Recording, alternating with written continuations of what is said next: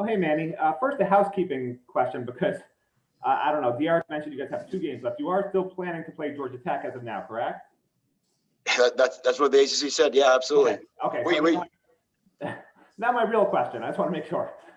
Okay, so you said earlier in the week that you get guys back on different days at practice and things like that.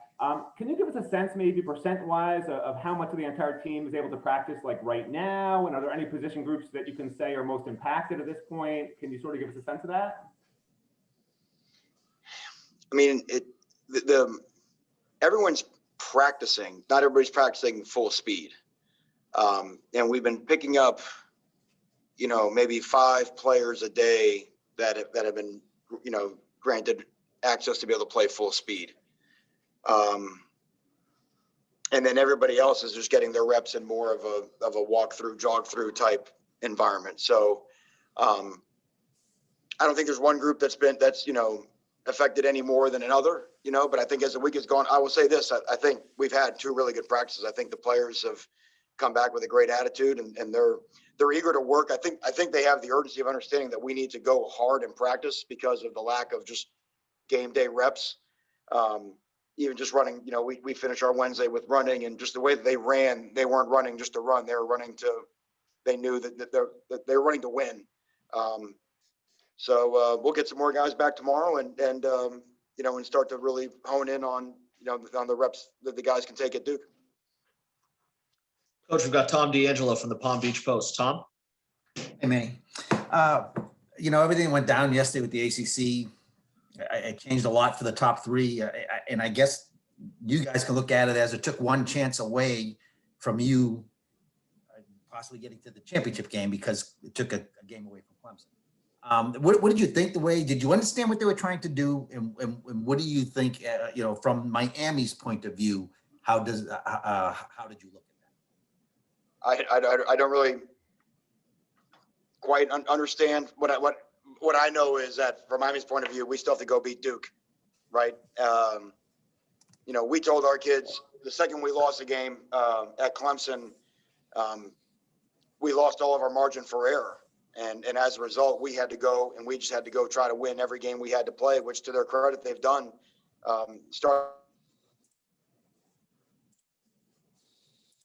It's a little strange just to kind of have games taken away, but we've been on the sidelines. We're just excited to get back and play. And we know that right now, 6-1 in the ACC is good, and 7-1 looks a lot better. And to do that, we got to beat Duke. And you did mention this. And you've said this many times, but through it all, just like you said, things are going to change. Things are out of your control. Crazy stuff can happen. Does that kind of mitigate the thought of, oh boy, what are they doing to us? And it's like you said, just try to play a football game this week. I think I can only speak for me. I can't speak for all the players, but I think for everything that, from my standpoint, that we've gone through over the last few weeks, really, really excited to go play a football game again.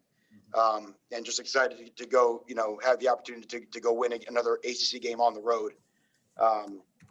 Because I don't know, I just feel like, Tom, we just felt like once we lost to Clemson, we just had to go play.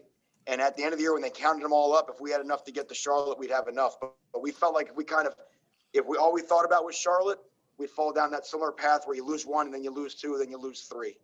So we've done a really good job of trying to just focus on what's in front of us. And with all the adversity, like I mentioned, with all the weird way we have to prepare this week, I think that's enough for us right now.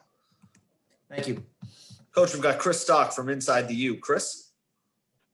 Coach, curious what you make of Brevin Jordan's season. Obviously started out strong, hurt, in and out, the whole thing, but you get him back the last game. Just how he's performed, but then also maybe what you sense from him in this final stretch of games, what you're kind of hoping for or expect with him. It was exciting watching him at practice today. I think he's got a renewed spirit. It's tough, man. I mean, there's a reason why 2020 doesn't count to these kids' eligibility because, whether it's an injury like what Brevin had or being out for other reasons, it's hard. It's hard to make an impact when you're in and out of the lineup. And so with Brevin, we've had that over the course of the last 2 years. So to get him healthy, and he was back for Virginia Tech, but he still wasn't back in real game shape where he could really, really contribute a bunch of snaps. So to get him back going. I mean, when you watch our cut from early in the year, he's a major factor on our offense as a weapon. So I think that just adds another weapon for De'Aaron and gives defenses another issue to worry about. Coach, last hand up we've got is Susan Miller-Degnan from the Miami Herald. Susan, go ahead. Hey, Manny. How much do you think that their conditioning, after watching them now and knowing how long it'll be 20 days that they haven't played a game.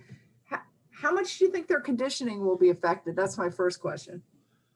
Well, that's part of that's the unknown, because again, when you say they, if 50 some odd guys get in a game, that could be 50 different levels of conditioning. We've got some guys that have been fine that have been able to condition the whole time. Some guys that got back to full speed Monday, some guys getting back to full speed on Friday.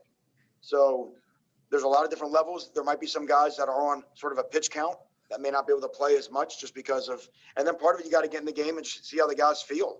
Obviously it'll be cool up there. It's, so you're not worried about, all of a sudden big heat that they're not acclimated to. So we'll find out, certainly, Duke and Georgia Tech had to go through this the past week because they both came off of layoffs. And you could see some of the inherent issues of not playing football for a while show up in that contest.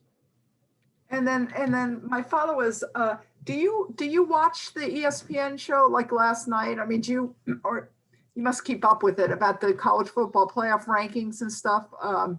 Does it mean anything to you? We were here at work, so I was not watching.